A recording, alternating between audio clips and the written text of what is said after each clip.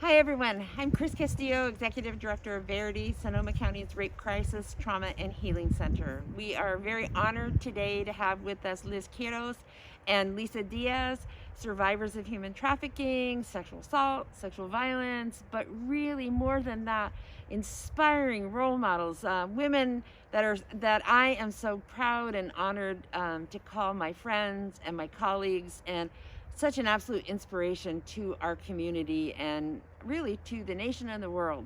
So I'm glad that you're here with us today. We're wanting you to learn about human trafficking. We're also wanting you to learn about the fact that because someone is trafficked does not mean that they will remain a victim of human trafficking, that they are survivors, that they will go on, like these two really strong women have done, to form a nonprofit called Redemption House, that they will go on to live their lives to the fullest and to inspire people as best they can. I myself am a survivor of human trafficking and sexual violence as a child, from ages of 10 to 13 by my brother and his friends. It took me a long time to talk to anybody about it. I didn't talk to anyone until I was 28. I'm so fortunate. We are also fortunate to have these amazing women here who are just so staunch spokespersons on behalf of survivors, on behalf of not making judgments, and on behalf of holding and honoring the stories of these survivors and the stories of what they have gone through. And we hope that you will join us, join Verity, join Redemption House, join our community, our world, our nation, to end human trafficking, to crush that ceiling even more so that women and children and men will no longer be trafficked. So welcome, Liz and Lisa. I have my face covered. Liz and Lisa work a lot together, and they are socially distanced. We are socially distanced. They will be taking their masks off because we are outside. We are following all the CDC guidelines, and we are not being in contact with each other, close proximity. And so I want you to be aware of this, and we urge all of you to wear your masks. Liz, we'd love for you to kind of share about who you are and who you are today.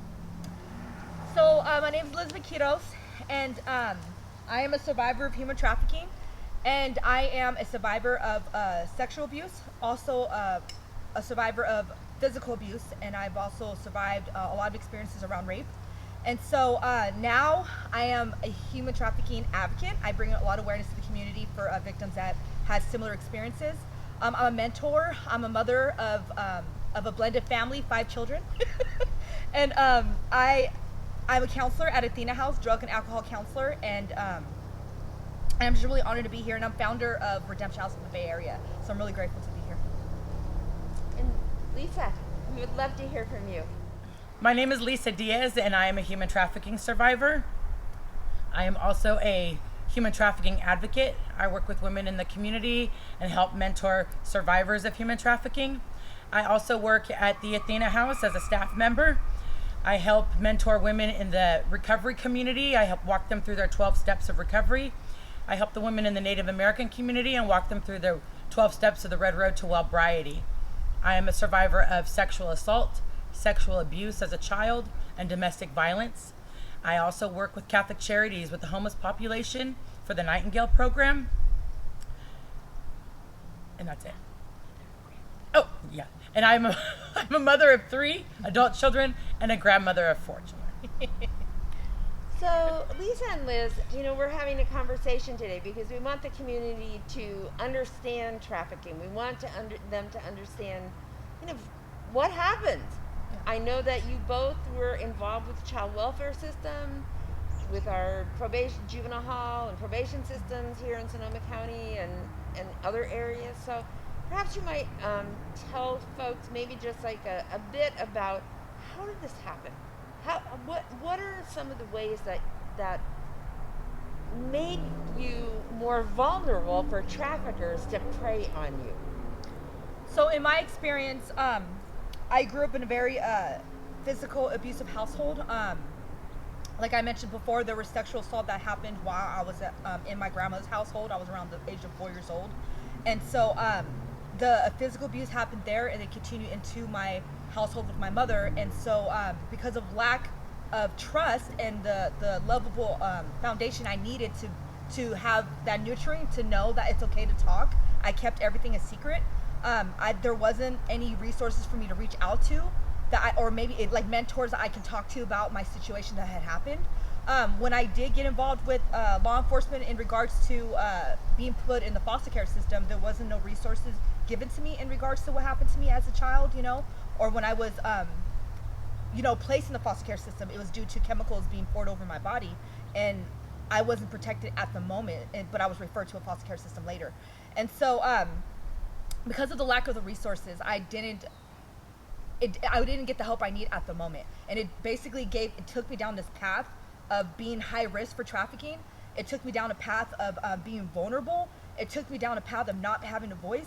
And it's just basically my purpose at the moment when I was going through all of that was I was going to be a drug addict. I was going to be a prey to those predators that were selling children. That was my idea and my mindset at the time. I didn't realize that later down the road that my life was going to be where it's at today. Lisa? And for me, my experience started, as a young child. I was being sexually abused in my household by my stepfather. I was sexually abused from the ages of 8 until I was 17 years old. So throughout those years, I was basically taught to bargain with my body. Whenever I wanted to go out and just have a normal teenage childhood, I had to give something to my stepfather in order for me to leave the house. This resulted in me being a very angry teenager. I was involved in gangs. I was a habitual runaway. I ended up in the juvenile system, labeled as a problem child, when all the while it was just a result of how I was reacting to what was happening to me in my household. So what this did was it basically taught me how to bargain with my body at a young age. So by the time I left my household at 17 years old, and I met an older man, and he had propositioned me later on into our relationship for me to sell myself, I had already been doing that in a sense as a teenager. So that was just my way of showing that I loved him. I had a really distorted image of what love looked like. And so in my mind, I had low self-esteem. I had a lot of shame, a lot of low self-worth. So I basically thought that my purpose was to give my body, and for whatever price that was. And so people, I remember years ago, and still to this day, we have kids in school saying the words hoe and slut, and I will not tolerate that. Verity will not tolerate that. It's not a word that anytime we hear anybody use that word, because we know that humanity exists, that you are human beings, that these are not things that have happened to you, or the life that happened to you was not something that you did by choice. It was not. And so one of the things that we want people to get from hearing about you and seeing you, visually seeing the amazing women that you are, is your strength. Yeah. So what did you pull on inside of yourself when you were in those horrific situations, when you've got your stepfather and saying this? And I remember when I was a child or teenager twice, and I worked, and I hadn't gotten my paycheck, and so I asked my dad if I could borrow some money to go to the movies with my friends, that I would pay him back. It wasn't like there was an issue with money, but I was going to pay him back. And he said, if you want money, go out and sell yourself for this. And that, for me, that was like, that's how I felt about myself, that I was not worth much of anything. Yeah. And so how did you, like when you were in these horrific situations and you're at hotels, motels, other situations where people are seeing you as vulnerable young women, what were you thinking? What were you feeling? Why are these people not seeing me as a human being that I am? So in my experience, when I was being trafficked, because I had 3 different traffickers, and so I thought it was normal what was happening, because all I was trying to do was survive and fill that hole I had inside of me because of my trauma in my childhood. When I was being physically abused and I had those sexual assaults that happened to me, I thought that was normal, because at the end of the night, my mother or whoever I was with will say, I love you, I'll be there for you. You're my baby girl, whatever the case may be, to make it sound that it was okay what just happened. So I developed a mindset that told me that abuse is normal and everything like that is normal. So when I got with my traffickers, I felt like it was normal. And if I wasn't being abused or in that situation or getting some type of attention, because to me it was attention, even if it was bad attention, it was still attention. And so if I wasn't getting any of that, I felt like that something was wrong with me and it wasn't normal. So I would do things to self-sabotage or self-harm to make stuff happen to me, so where I felt like I was getting some type of love. And that was a mindset I had developed because of my trauma. And so there was times when people ask me all the time, how come you just didn't run away? And I did try to run away, but there was times where I did reach out to my father and I told him what's going on. He told me it was my fault and I put myself in that situation. So I told myself, well, I'm never going to go back to my mother because she physically abused me every day. I'd rather be with somebody that I felt was love and be with that person, which was my trafficker. I'd rather be with him than ever go back to that household I was raised in. And then my dad telling me to not come back, that was my fault that I put myself in that situation. I just felt like I had no resources and nobody to reach out to. So my strength was to survive. That was my strength. Lisa? And for me, I believe that how I survived out there was I just developed this hard shell on the outside. And I became really good at leaving my body. So while I was being trafficked, I was able to disassociate and leave my body. I grabbed onto an alter ego. I turned into the girl who was my alter ego. And that was just a way for me to protect myself and to not really be in the reality of what was happening to me. I also had a mindset of, all I wanted was love and protection from a young age. So when I was being trafficked and I found these men that promised to protect me or showed that they loved me by buying me, even though they would take my money, they would buy me a purse or, have me dress in nice clothes. And so I felt like that was just their way of showing that they loved me. Like I said, I had a really, my self-image was based on on a price tag. So I just was in survival mode. And I believe that, definitely my higher power creator has played a big part in my survival. There was times when I was raped, beat, left for dead, and I truly believe that it's only by the grace of God that I was able to survive that. And I always thought of myself as not being very strong, but being out there in those situations, I had to put that armor on and that mask on. And it was very difficult, but that's pretty much how I survived through it. Was just grabbing on to just being whoever my name was out there on the streets at that time. You are both so amazing. It's the only word that I can use for both of you. There's many more other outstanding adjectives for each of you, and I hope you know that that I love you both very much. You just really, my heart is just with you in this journey. And when I know that the criminal justice system, you were involved in that. I know that Liz was really, when she was life changed for her, that one of the sergeants at the main adult detention facility was so excited. I remember the time when she saw you and she just was so thrilled to see you. So tell me about that for both of you. What was that like, and what is it like knowing that you've shifted this? Liz has gotten, the pardons and everything. Lisa's working on that journey of getting it. All of this stuff that are mountains to climb, and you are doing it. What is it?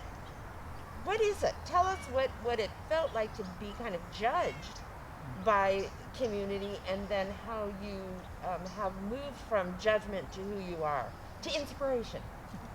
So in my experience, I'm from the Bay Area, San Francisco, Delaware City. I had a lot of judgment over there because of what I was doing, and that's because they just knew me as an addict. They knew me, as a drug dealer.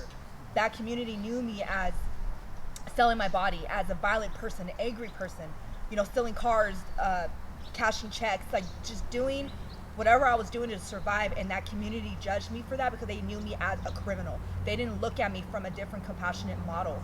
And so when I came to Sonoma County, honestly, that's where I got a lot of my resources when I came here to Sonoma County. And, you know, coming from a family, a broken family, basically, because I don't have connections with my family. You know, it's hard. When I graduated 2019 with 3 AAs and with highest honors, my support system was the Promise Center. My support system was Verity. My support system was my my husband, my best friend, my co-founder, you know, of Redemption House. Like, I had organizations that was my family that showed up for my graduation, not my blood family showed up. So a lot of, when I got clean and I started working on myself here in Sonoma County, I had all these organizations that swept me off my feet and like carried me and stand in the gap of not having a real family by my side, because till this day I still have judgment for my family. And so I choose not to talk to them today. I choose just to reach out to my support system, such as Verity. I remember when I came to Verity, and I had this vision that I wanted to do a PowerPoint presentation. And they kind of just took me in, molded me, mentored me, and showed me what I need to do, present in the community. And so that's what I consider family. And so that's what helped me to be able to turn everything around and not receive that judgment from my past, and to receive the new identity I have today. And so going in the jails and speaking and meeting with the lieutenants and the officers that remember me from the past, and they tell me, oh my gosh, you changed so much. It just gives me like a moment. Like all of this I've worked hard for, all the harvest, all the seeds I've planted, it's harvesting and it's blossoming, and people are noticing, and that's just it's a bonus for me, you know, to receive a governor's pardon. You know, I had law enforcement, I had Rhonda from Second Chance, I had so many people by my side that day that went to Sacramento with me to speak on my behalf with the governor's pardon. I had Chris write a letter for me from Verity. You know, I had different organizations that wrote letters for me for my pardon, and for me to receive a governor's pardon was super hard, but it was manageable, and I was able to get it done because I had God behind my back. I had organization, Verity, I had different people helping me and supporting me. So that's what helped me to be able to be successful. And for me, I'm born and raised here in Santa Rosa, in Sonoma County. I was in the criminal justice system as an adult from 1999 until 2016. So I was well known by the sheriffs, by the Santa Rosa Police Department, and by the correctional officers in the Sonoma County Jail. And so coming in 2016, when I made the choice that I was going to do something different, because I was involved in a really big case. I was trafficking large amounts of drugs for the cartel, and I was also being trafficked through them. So when I was arrested in 2016, that was actually my rescue. And so I had to make a choice right then and there that I wanted to change my life, because I knew that if I didn't change, I went back out, that I was going to die. Being in that lifestyle was so much a part of who I was and my identity. I didn't even know who I was, but I knew that I needed to do something different. So I went into residential treatment, and in residential treatment, I started talking about my sexual abuse as a child. And that's when I started learning what my voice can do and what the experience of speaking my truth was. I also had a lot of judgment, you know, in my past from the things that I've done as being a drug dealer, you know, being on Santa Rosa Avenue, being trafficked through the internet, you know. So I did receive a lot of judgment in my past from that. So once I started speaking my truth, that's when I really started becoming empowered. And not just by that, but the support that I got around speaking my truth was really what motivated me to continue moving forward, you know, connecting with Liz, sharing, having somebody who could relate to the experiences, the traumatic experiences that I've had, was really helpful. And then when we started going out into the community to do our street outreach, those are the streets that I ripped and ran in. So being able to see the women that I used to be out there on the streets with, and being able to, you know, speak life into them and to give them hope, you know, was really what touched my heart and has really motivated me. And like Liz had mentioned, you know, with the support from the different community organizations, that has been a big help for me as well. And it's really just about, you know, the support and the love. That's really what has motivated me and empowered me to continue to on my journey of healing. When I hear you both speak, and I know that the people that are listening to this and watching you on Zoom and video now, because we can't be in person, their hearts are going to be touched. their hearts hopefully will be touched about the judgments that they're making about people, about thinking that, oh yeah, well they're there because they want to be there. No, you're not there because you want to be there. I remember when I had the first trafficking survivor that I worked with at Verity, and she was a victim of a crime as well, and she couldn't talk about it because she didn't. Never been anybody safe for her to talk to, and once she felt like she could trust me just a tiny, tiny bit, it just, I could feel something blossom in her, you know, and that's what we want. We want for what I know that what you want for survivors, because you are such inspirations. And how I remember one evening when we were doing street outreach before COVID. And it was one late evening, and Lisa and Liz and a group of women were there, but Lisa knew some of the folks, and Lisa would go to them and give them love, and she would just, you want a purse? What do you need? Do you need toothpaste? Do you need deodorant? Do you need this? And she just loved on them, and there was unconditional love and support, and it was such an inspiration for all of us being there, because none of us are I don't believe we're being judgmental, but really understanding the complexities of all of this, the complexities of not having a home, of the basic rights of humanity that you should have, and that you have gone through that, but yet you have survived to be the role models and inspirations that you are for so many women, that for the support group that you provide.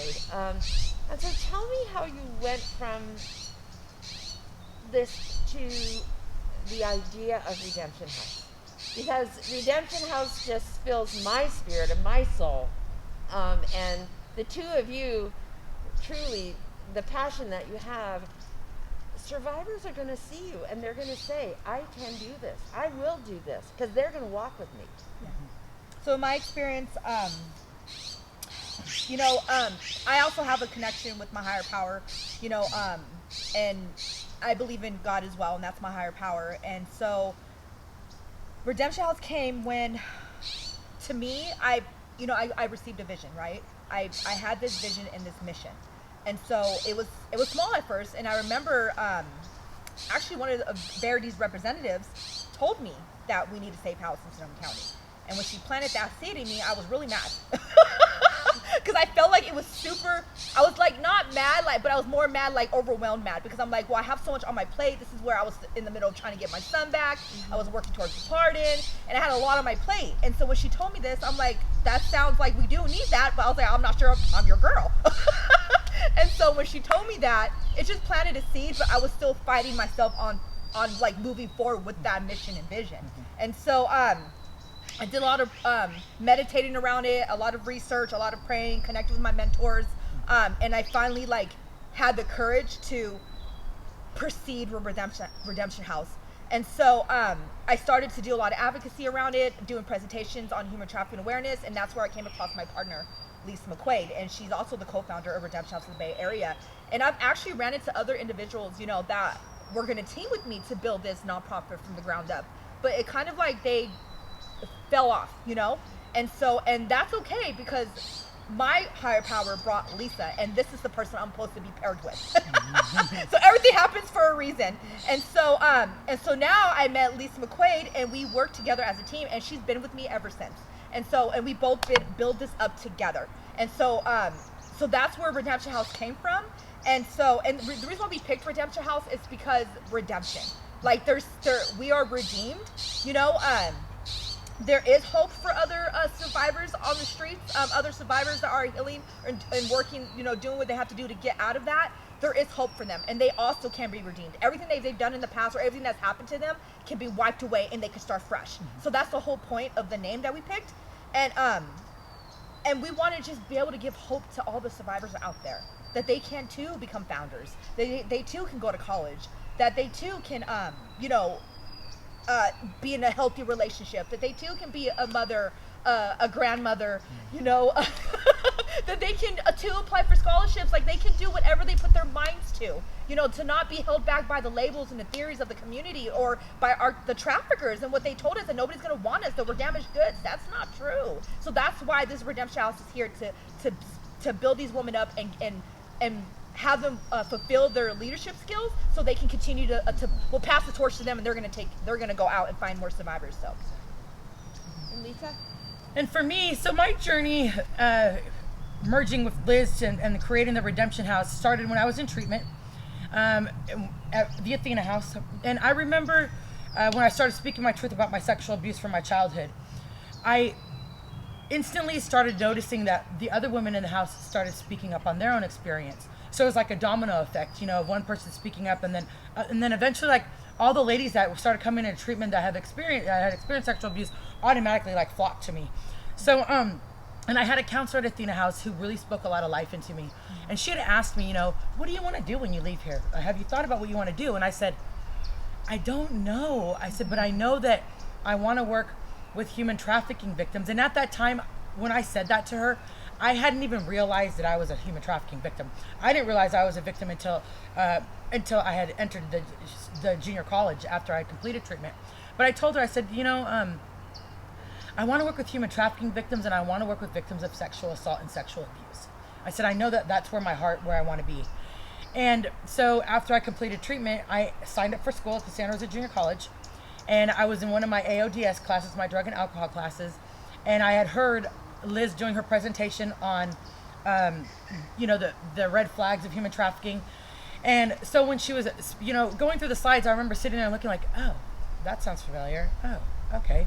I always thought human trafficking was, you know, being brought from another country, or, you know, being snatched up, somebody jumping out of a bush and snatching you up into a van and, you know, taking off. I never knew that I had even experienced human trafficking. So then she started sharing her personal story. And I remember sitting in class with a lump in my throat, because holding back my tears, because I could completely relate to everything that she was saying. So after class, I had spoke with her, and you know, we got together. I shared my story with her, and from that point on, I truly believe that you know, and I used to pray, you know, please help me find my purpose. You know, where am I supposed to go? What am I supposed to do with this healing journey that I'm on? And so I truly believe that it's all God. It's all God. It's all Creator, you know, that had led us to meet. And from the time that I shared my story with her, we were just off and running together. And then, you know, the support group, building up the support group, going out on the street outreach, doing presentations, like all that were esteemable acts that helped me get out of the guilt and shame that I carried behind being trafficked. And so it just was empowering for me. And, you know, we talked about, you know, the Redemption House and what we envisioned for it, and you know, having like a facility for women to come, in a safe place for them, you know, to learn life skills and to learn all the tools to integrate back into society and be productive members, you know. So and then eventually like opening up like a transition house after they complete, because there's still going to be support that's needed.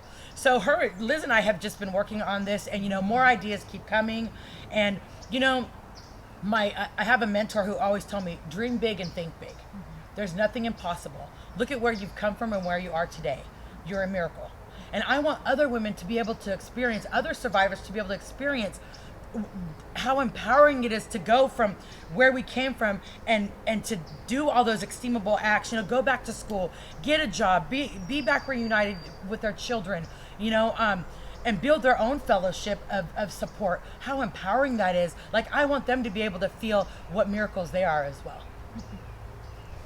Oh, what a beautiful opportunity to be able to meet with you this afternoon, for you to share who you are, the real you, the humanity of you. So maybe in 2 or 3 sentences from each of you, or longer, I don't care. You know. What do you want to tell? What do you want to tell people that you feel is the most important thing for the common person, if you will, that knows nothing about trafficking, or that makes judgments about, you know, women and sometimes men, because we don't often see the men that are trafficked. They're trafficked, but it's a different way of trafficking. Or the women that are high paid escorts, but it's still a form of trafficking. So what do you want to tell the community other than, for me, I want to say no one has a right to sell anyone's body, and no one has a right to purchase anyone's body. And those people of you in our community that are doing this, you better think twice, or maybe don't even think, just stop now. So I would like to say to the community or anybody who doesn't even know about human trafficking, or when you see a victim of trafficking, you make a judgment. I really think that it's really important for everybody to understand that nobody is out there by choice. It's a form of survival. There's something going on the inside, some kind of brokenness, some kind of trauma, some low self-worth, low self-esteem. Something is going on the inside that puts a person in the position to be trafficked. So, I think that being aware of the red flags, recognizing what's going on. If you see a young woman with an older man, start speaking up. Maybe if somebody would have come up to me and tried to help me or said, hey, what's going on? Why are you involved in this? How can I help you? That might have made a big difference in the trauma that I ended up experiencing throughout all the years of being trafficked. So I really think that it's important just for the community to just start speaking up, start spreading awareness. If you learn about human trafficking, let somebody else know about it. I always say that awareness is the key to prevention. So as long as everybody just stays on that same page of being aware and speaking up and not making judgment, I believe that we can end human trafficking. So for me, like having judgment with somebody that's experiencing trafficking, that's just not the way to end it. Like it's always, you want to meet them where they're at, use harm reduction and understand where they're coming from or the mindset that they have or the reasoning, like Lisa was saying, like where they came from, where they're escaping from. Like we don't know what their childhood is. We don't know what kind of household they come from or why they ended up in that situation. We don't understand and don't know why, but we just got to be the bigger person and do our best to help that individual if we're able to. And how we can help is basically put our differences aside and just be the bigger person and do what we can do to better our community. And how we can help is basically reaching out to law enforcement if you see something that's not right, if you see the red flags. Get educated on human trafficking awareness. Go to presentations, connect with Verity, and just get educated about human trafficking awareness. Talk to your colleagues, talk to your peers. Let people know what you've learned about human trafficking awareness, and just take it more seriously. Instead of saying oh, it's not happening in our backyard. This is wine country. That's not. It's happening everywhere. It's happening right next door. You just never know. You just got to get more educated on that and be more open-minded and be the bigger person. And in regards to law enforcement, when you're coming across a human trafficking victim or someone that's high risk to that, don't come from a criminalized model, come from more of a compassionate model and offer resources, because every time I ran into law enforcement and I was under my traffickers, I wasn't offered any resources. So offer resources and just be that person to maybe that by you helping can literally save their life. I thank you so much for being with us today, for sharing who you are, for sharing your stories, and for sharing your empowerment, and for inspiring hopefully people that are being trafficked, inspiring the people that are workers in the motels and the hotels to understand when people come in, and just as you said, Lisa, an older man and a younger girl, take a look, make the call. At the end of this video, there's going to be some contacts for Lisa and Liz, a redemption house for Verity, so please don't hesitate to call. Anything will be confidential, and we just want our community to be safe. We want to make safe haven for anybody that's being held under traffickers or at risk of human trafficking. So thank you so much. Thank you, Chris. You're just Thank you. two amazing women who we love so much, and we're your biggest fans and cheerleaders, and keep it going, girls. We love you too, and we thank you for all your Thank support. you, Chris.